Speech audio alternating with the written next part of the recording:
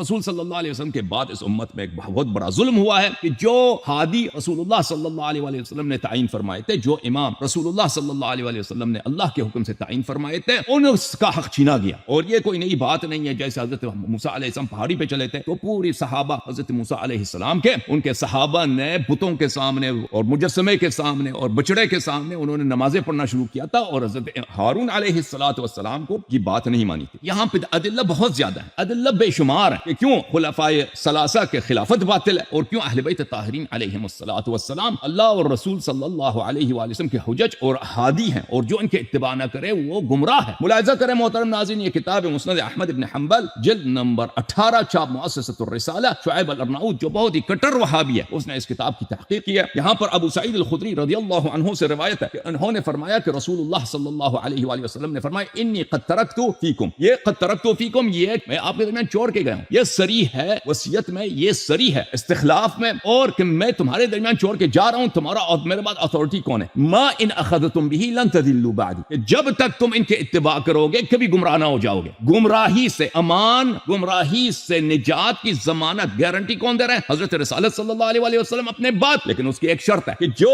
چھوڑ کے جا رہے ہیں ان کی اتباع کیا جائے۔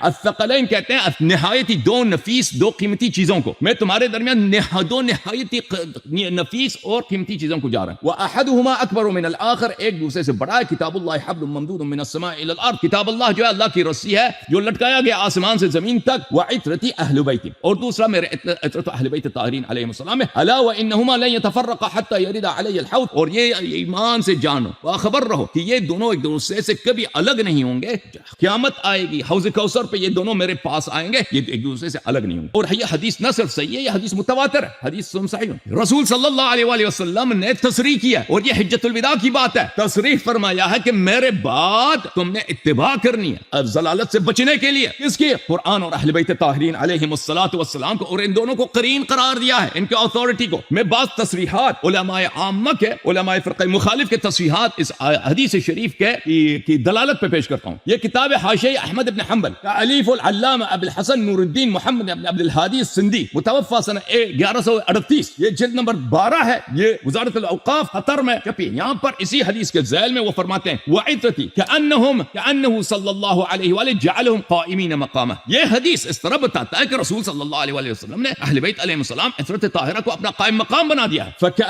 فكما كان في حياة القرآن والنبي صلی اللہ علیہ وآلہ كذلك بعده القرآن واہل البیت، جیسے حیات نبی صلی اللہ علیہ وسلم میں اتھارٹی قرآن اور نبی صلی اللہ علیہ وسلم ہے، ان کے وفات کے بعد اتھارٹی کون ہے؟ قرآن اور اہل بیت طاہرین علیہم السلام۔ میرے سنی بھائی اس پروگرام کو دیکھ رہے ہیں، سنی علماء دیکھ رہے ہیں، مرنا سب نے ہے، حوض کوثر پہ سب نے نبی صلی اللہ علیہ وسلم کا سامنا کرنا ہے۔ ویل اس شخص کے لیے، جہنم اس شخص کے لیے جس کو رسول صلی اللہ علیہ وسلم حوض کوثر پہ آنے نہ دیں۔ رسول صلی اللہ علیہ وسلم نے فرمایا ہے کہ میں تمہارے درمیان چھوڑ کے جا رہا ہوں پورے اسلام کا خلاصہ، کہ اگر ان کی اتباع کرو گے کبھی گمراہ نہ ہو جاؤ گے۔ علماء کا نہیں بتایا، صحابہ کا نہیں بتایا، کس کا بتایا؟ قرآن اور عطرت کا بتایا۔ اور کس کو بتایا؟ صحابہ کو بتایا ہے۔ ابو بکر عمر مخاطبین میں شامل ہے، اے ابو بکر، اے عمر، اے عثمان، اے طلحہ، اے زبیر، اے سعد بن وقاص، اے عائشہ، اے حفصہ، اگر تم میرے بعد گمراہ نہیں ہونا چاہتے تو اتھارٹی مان لو قرآن اور اہل بیت طاہرین علیہ السلام کی۔ نزاع ختم ہے، نزاع ہی نہیں ہے، مناظرہ ہی نہیں میرے محترم ناظرین۔ اگر لوگ مان لیں نبی صلی اللہ علیہ وسلم کی بات، حجت تمام ہے۔ یہ النسخۃ المستندہ من نوادر الاصول فی معرفت احادیث الرسول صلی اللہ علیہ وآلہ وسلم، تالیف ابی عبداللہ محمد بن علی بن الحسن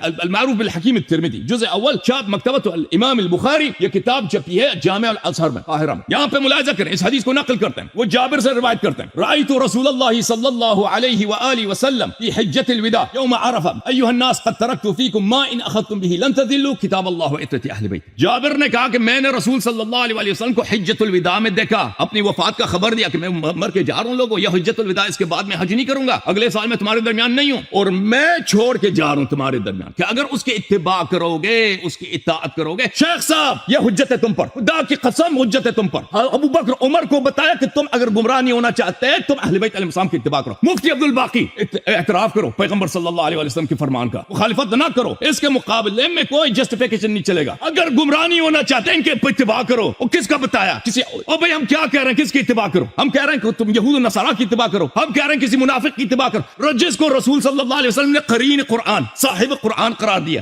ثقلین کتاب اللہ و عترت اہل بیت. اگر پیغمبر حق وما ينطق عن الهوى ان هو الا وحی یوحى ہے صلی اللہ علیہ وآلہ وسلم, تو اس کی بات کو مان لو نا. یہ اللہ کا کلام ہے, یہ بظاہر حدیث ہے, یہ اللہ کا کلام ہے. وما ينطق عن الهوى ان هو الا وحی یوحى. پیغمبر صلی اللہ علیہ وآلہ وسلم اپنے نفس سے نہیں بتاتے جب تک اللہ کا حکم نہ ہو. فرماتے ہیں فاہل البیت قوم اصطفاهم اللہ وهم كما روی عن رسول اللہ صلی اللہ علیہ وسلم. اہل بیت وہ لوگ ہیں جن کو اللہ نے انتخاب کیا. یہ جو رسول صلی اللہ علیہ وسلم نے فرمایا کہ میں تمہارے درمیان چھوڑ کے جا رہا ہوں, ان کی اتباع تم پر واجب ہے, اور یہ قرآن کے ساتھ ہے, قرآن ان کے ساتھ کبھی الگ نہیں ہو.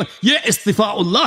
استفاء پتہ کس کو کہتے ہیں؟ استفاء یعنی اللہ نے ان کو چنا ہے, اللہ نے ان کو بنایا, اللہ نے ان کو انتخاب کیا ہے. ثم كما روی عن رسول اللہ صلی اللہ علیہ وسلم کہ ان کو بلا کے رسول صلی اللہ علیہ وسلم نے فرمایا انما يريد الله ليذهب عنكم الرجس اهل البيت ما ان اخذتم به لن تذلوا واقع على الائمه منهم السادہ. یہ جو رسول صلی اللہ علیہ وسلم نے فرمایا کہ جب تک ان کی اتباع کرو گے, پیروی کرو گے, کبھی گمراہ نہ ہو جاؤ گے. یہ اہل بیت الطاہرین علیہم الصلوۃ والسلام کے ائمہ کے متعلق ہے. اگر کوئی اور شخص اہل بیت میں سے, نبی صلی اللہ علیہ وسلم کے اولاد میں سے, ائمہ میں سے نہیں ہے, اس کے متعلق نہیں ہے. وانما يلزمنا الاقتداء بالفقهاء العلماء منهم بالفقه والعلم الذي ضمن لهم بين احشائهم. رسول صلی اللہ علیہ وسلم کا جملے کا مطلب یہ ہے کہ قیامت تک ہم پہ واجب ہے کہ اہل بیت علیہم السلام کے فقہاء علماء جو ان کا اللہ نے ان کو علم دیا ان سے اتباع کریں. تو اگر یہ واجب ہے میرے محترم ناظرین, رسول صلی اللہ علیہ وسلم کے بعد ابو بکر عمر پہ بھی واجب ہے نا. شریعت تو دو تو نہیں ہے, صحابہ پہ بھی تو واجب ہے. اگر رسول صلی اللہ علیہ وسلم نے ان کے لیے امام بنا کے گئے ہیں, خلیفہ بنا کے گئے, جانشین بنا کے گئے, کسی کو حق نہیں تھا کہ رسول صلی اللہ علیہ وسلم کے فرمان کے باوجود جا کے کسی اور کو خلیفہ بنائے, امام بنائے. جوم جاؤ, پرواز کرو, کیوں فخر سے سر اٹھا, کیونکہ اللہ تعالیٰ نے تمہیں انتخاب کیا. صراط حق پر صرف تم ہو, صراط ایمان پر صرف کیا, کیونکہ اللہ تعالیٰ نے تمہیں انتخاب کیا. صراط حق پر صرف تم ہو, صراط ایمان پر صرف